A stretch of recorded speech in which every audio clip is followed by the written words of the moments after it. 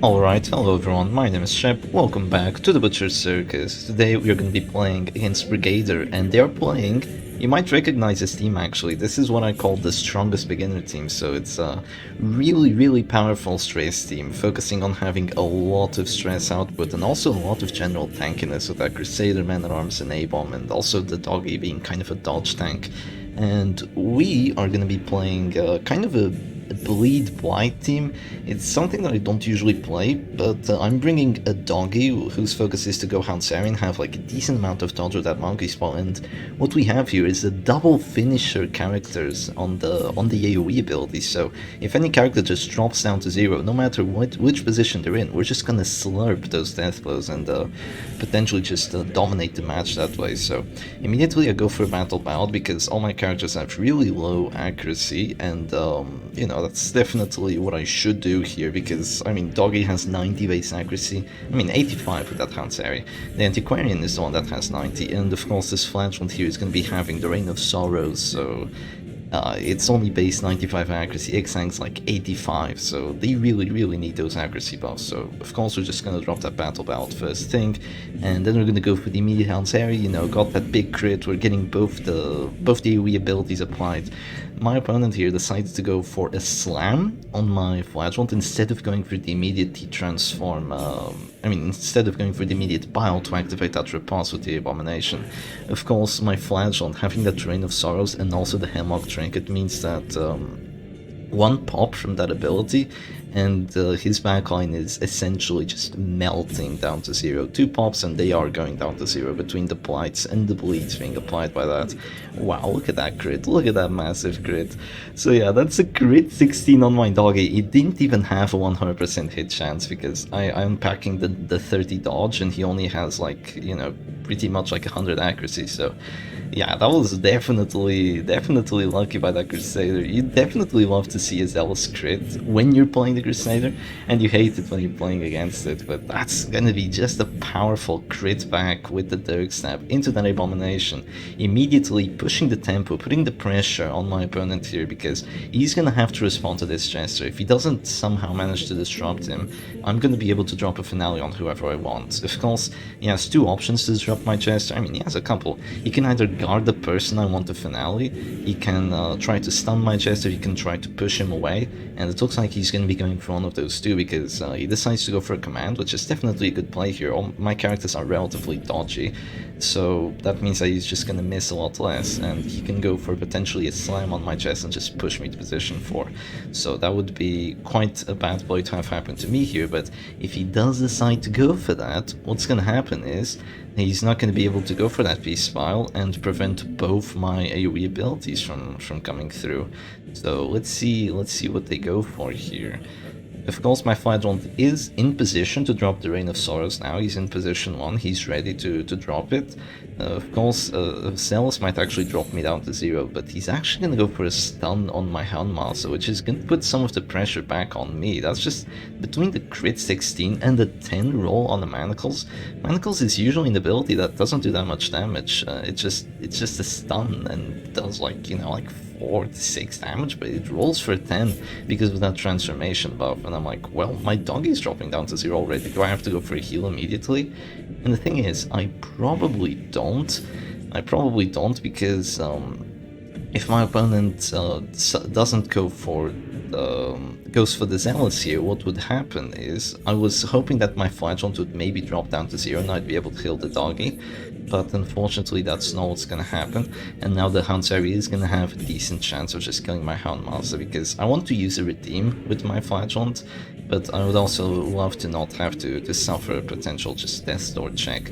So that's going to be another Hansari crit coming through. That's the power of command. It just lets you do a bunch of crits. We go abusive, so that's goodbye to our dodge.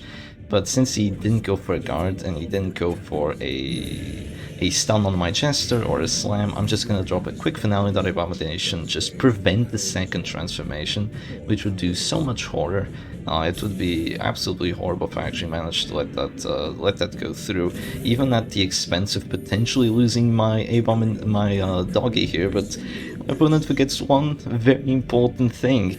If you do, if you have, for example, right in this situation, since I had the dog at death's door and the flagellant close to death's door, the zealous damage would hit the flagellant first, then it would heal the doggy, and then it would damage the doggy. So there was actually no chance of him getting a death throw there from the zealous accusation. So that was a really good situation for us. He might have forgotten, maybe he was expecting not to do enough damage to the flage, or, you know, just getting the stress from the zealous is still quite good, because this is a flagellant with content of absolution that's afflicted by round 3.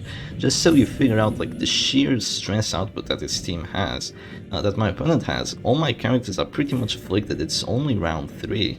It's totally outrageous here.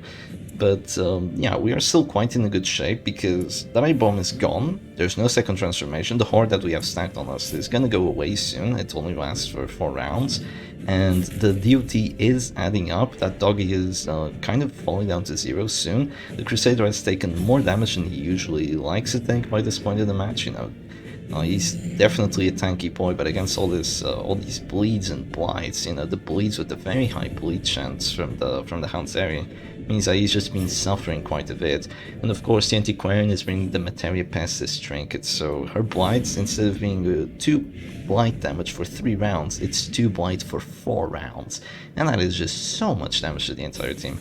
That is a grand total of 32 blight applied to the 4 characters. And if you count the activation damage, which usually rolls for like 2 to 3, that's like a total of 40 damage. That's an Arbalest crit being spread on the entire team when you have 2 finishing characters with AoE abilities.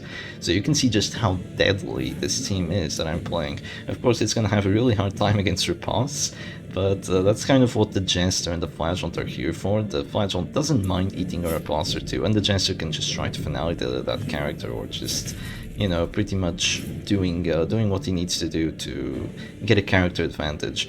And that is exactly what he did here. So the Houndmaster, the abusive Houndmaster, goes for the hacked out hit on the Antiquarian, so she's gonna take way more damage from those bleeds. And here, why do I go for a guard on that Flagellant? Well, my idea is I can make the Flagellant take even less stress, because I'm healing for 10, and now I'm only taking like 3 stress because of the guard buff, and I'm also buffing my doggy's dodge. A Hound's Harry would be essentially useless because I'm not even close to afflictions, and he's taking enough DOT that he's falling down to 0 already, and my stun chances were 30% on both the Crusader and the Man-at-Arms, so I really don't care about those choices, so I just decided to go for a decent card on that Flash, making sure that he does even less damage. He takes even less stress damage. So here, this is very important. My Antiquarian went Fearful, and why is this extremely important? Well, that means that Fearful is the kind of affliction that on AoE characters like Doggy and Antiquarian, it means that you're gonna do 0 damage with the Festering Vapors, because the thing is, minus 25% damage, permanent minus 25% damage, plus the Bellow debuffs on your damage, plus the protection, means that your Festering Vapors is never going to do any damage to the Crusader or the Man-at-Arms. Maybe you have a chance if you get a crit, but it is really difficult. So you can see how my entire team is just eating a lot of stress here. I mean, it's in the brink of collapse right now, because one, Hound's Harry, and the Doggy is dead, the Jester is dead, the Antiquarian is feeling really bad here as well, because look at that stress, that's like 150, and he actually misses both the characters that he had to hit, but because of the act out just doing stress, that's gonna be 2 characters gone, and we are very lucky here, because those characters dying don't actually do any extra stress on the Antiquarian, and we get the immediate 50% death roll on that Houndmaster. So really good situation for us here, because we got that immediate 50% death roll, and we didn't get the extra stress from those characters dying.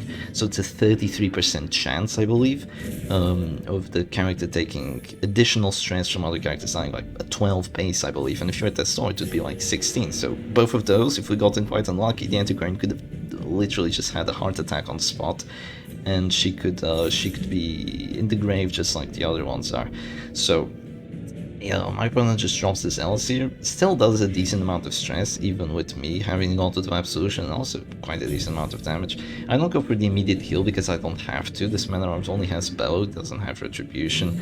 You know, he's definitely not the right tool for the job when it comes to finishing off enemy flagellants with gone to the absolution, because each bellow is doing like, you know, 2 stress or something, because every time the flagellant gets even touched or screamed at, he heals 10 stress, because that's definitely a very fair ability here. So this is kind of a difficult situation for us, because that Antiquarian is taking enough bleed to fall down to death's door, and 1 bellow could be pretty much enough.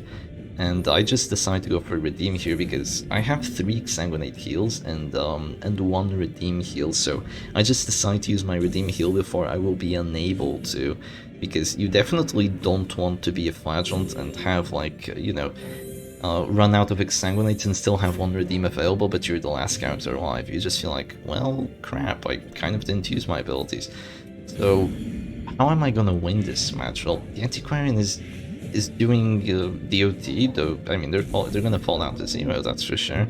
But even if they fall down to 0, I'm doing 0 damage, so it's either gonna have to be the Flagellant getting punish kills or Exsanguinates, or maybe the afflictions that we're about to get, because even though we're playing a bleed blight team, you know, the damage over time setup, we also do a decent amount of stress as like collateral damage, so that means that could actually come into play here. We're about to get 2 afflictions.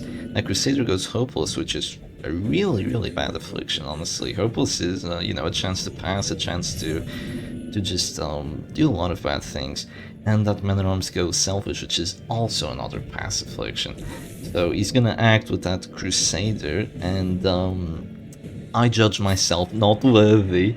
Immediate death blow. Immediate death blow. The 25% chance of just oofing himself, like the 5% chance of that act out even happening, and the 25% chance of it just working immediately.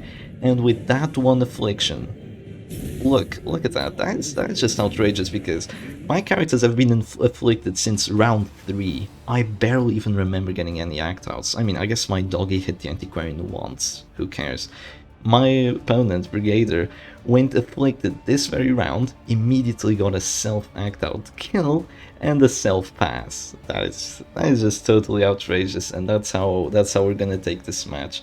So that was a pretty close one. It really could have gone either way, depending on, you know, maybe Zell's crit or 2, this Flagellant would be kind of screwed, and maybe trying to preemptively, you know, guard that Crusader, because that would have been a really good play. Had he come to the point where he could have guarded the Crusader, it meant that I would be unable to target him, and that means I would have to pretty much get through the Flagellant, I mean, get through the Man at Arms with the Flagellant before I'd be able to focus down the Crusader, and meanwhile there would just be Zealous after Zealous after Zealous just hammering away at my Flagellant. And as we saw, even with Conto Absolution, he still takes a lot of damage, he still takes a lot of stress. So this could have been really close. Of course, the Antiquarian is pretty much just doing stress at this point, and of course, once that doggy corpse had gone away, this would have been quite a different story, because once Allison, she's gone. So this could have been really close, but when the stress team gets the act outs and isn't causing the act outs, it's a really sad story. So I hope you guys enjoyed that match, and I'll see you again another time. Cheers.